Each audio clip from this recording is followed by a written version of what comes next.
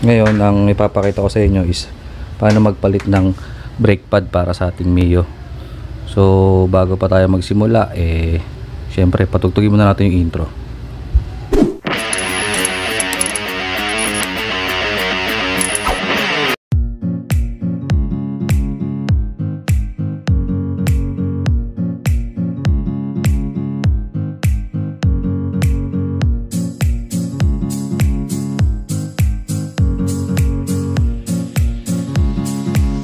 Mga paps, magandang araw sa inyo lahat at welcome again sa ating channel, Borge TV. Update lang sa ating Mio 4, no? Ito, naglagay tayo ng axle cap. Bale, nakaramdaman ko ng plus 10 km per hour top speed natin dyan sa kinabit natin na yun. De, joke lang. Tapos itong mga paps, yung kung naalala nyo yung vlog natin dun sa isang video natin, yung kulay blue na plastic, naputol yun mga paps nung nananakbo tayo sa may bandang PUC, ano. So pinalitan na natin siya ng hang na oil cap. So far so good naman, tsaka wala na siyang ibang matutukuran dyan, kaya safe na safe yan. And the same time, yung ating gear oil breather, ito yung stock niya, no? Kinabitan ko lang nito, tapos ginamitan ko itong clamp na ganitong klase, at wala ko makitang ibang kulay, pula lang, kaya yan, pansamantagal yan muna. Hindi tayo magbablog sa kalsada mga paps, no? Ngayon, ang ipapakita ko sa inyo is paano magpalit ng brake pad para sa ating Mio. Tatanggalin natin to, no? Tanggalin na natin itong dalawang to, tsaka ito. Ito nga pala, pinalitan ko na siya ng stainless na Allen bolt. Pero ang stock talaga ng Mio mga paps is ganito. Ayan, buti nakita ko pa yung stock tornilyo ko nito. So star siya, mahirap. Ayan. Kung wala kang gamit, mahirap tanggalin yan. So ang ginawa ko dati dito, pumunta muna ako sa paggawaan at ayun, pinatanggal ko sa kanila at nagpapalit na ako ng ganito. So kung ganito na yung inyo o kaya yung bolt, pwede rin yun. May nakikita ko mga hang bolts eh. So pwede na yun. Kailangan mo lang long socket. Ang alam ko sukat niya is 12 mm. So kapag ganito na, or yung hang na yung ano nyo, yung bolt nyo, yung naka gold bolts na kayo, pwede nyo nang gamitin yung mga tools na mas madaling gamitin compared dito sa ganitong yan, screw. Ito kasi yung stock. So let's go, baklasin na natin.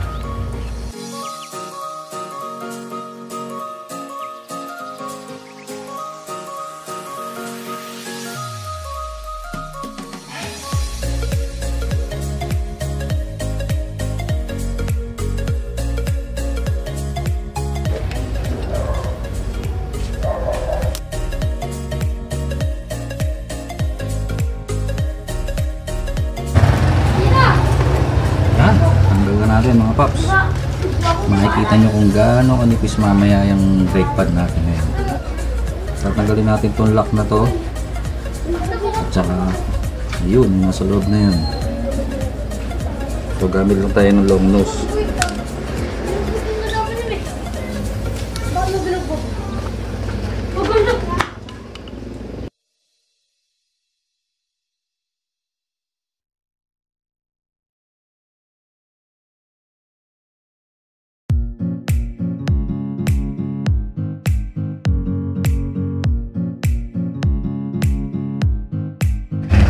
Tanggal na natin yung nut. Pwede na natin hilahin ngayon itong bolt na to, itong axle. Hilahin lang siya ng paganyan.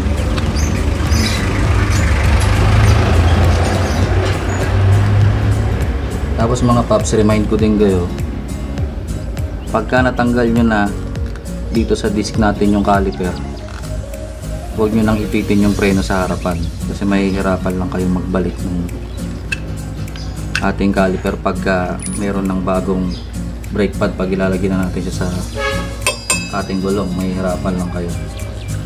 So ito na, pwede na natin tanggalin. Gagawin lang natin ay tandaan lang natin yung pagkakasunod-sunod, no?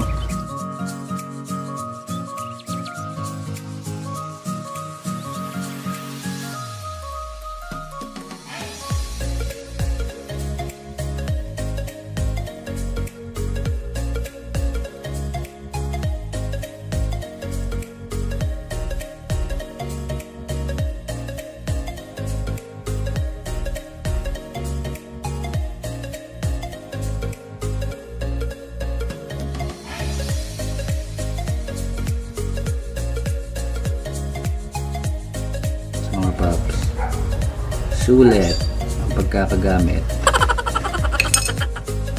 Siyempre, brushin na rin natin yan kasi bihira natin mabuksan to, no? Mga dumi-dumi nyo pumilisan natin. Saka ugaliin natin yun every time magbabaklas tayo sa ating motor, linisin na natin, diba? Lalo yung mga hard to reach areas.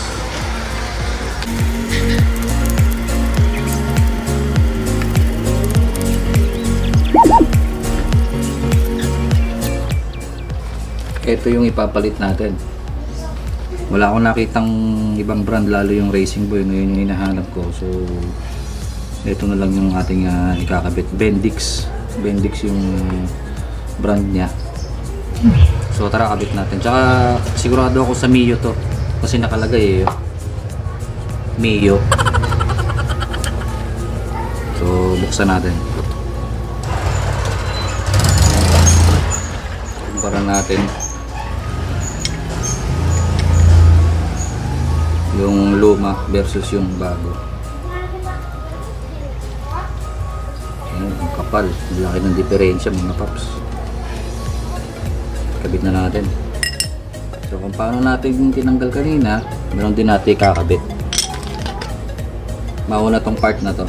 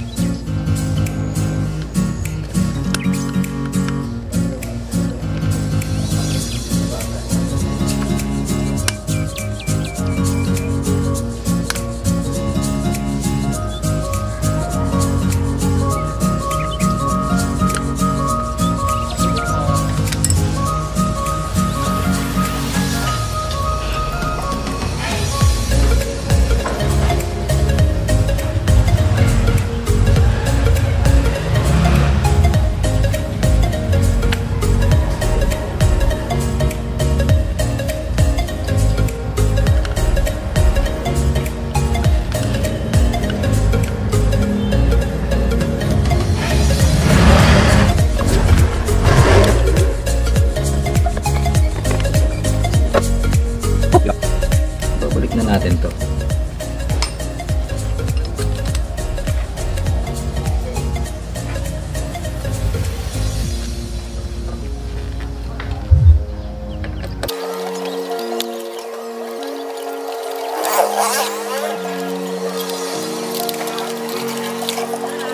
Pops, no? Check muna natin yung gulong.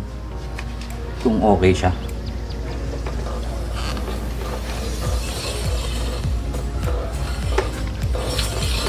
Ayun. Ayun, no? Oh. Ayun eh, oh. Oh. Lock na lock mga paps. Wow! Ganda ng kape.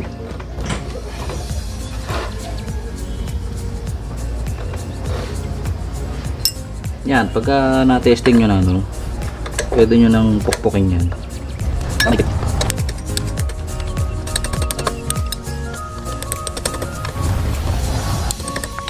Yan mga paps, okay na yung ating brake pad na ang tatak ay Bendix. O nga pala mga paps, no, yung piston na nandito, yung bilog, may times kasi na hindi mo siya maipapasok kahit anong gawin mo. Paluluwagan mo lang yun. Tapos yung way para mapaluwag siya is ikutin mo lang yun gamit tong plies at saka plies o kaya long nose, tapos lagyan mo lang ng pamunas, ikutin mo lang yung piston, tapos o kaya magpalabas ka rito sa caliper mo ng brake fluid kasi maglilik yan dun sa may preno mo para lang bumaba ulit yung piston at magkasya tong dalawang pads. So yun lang, may mga ganong times kasi minsan lalo pag sobrang nipis gaya nito. Kanina nag-adjust ako ng konti para magkasya yung dalawa. So yun lang mga paps, no, napakadali, kayang-kaya nyo na yan. Huwag na kayo magpagawa sa mekaniko, bili lang kayo ng brake pad tapos sundan nyo lang tong video natin. Nga pala, malaking shoutout nga pala sa mga papsi natin dyan, no, sa ating mga subscribers. Alright, maraming salamat at na-appreciate yung mga binablog natin mga paps. Hanggang dito na lang muna mga paps, and maraming salamat sa panonood. See you sa ating susunod na vlog. Peace out.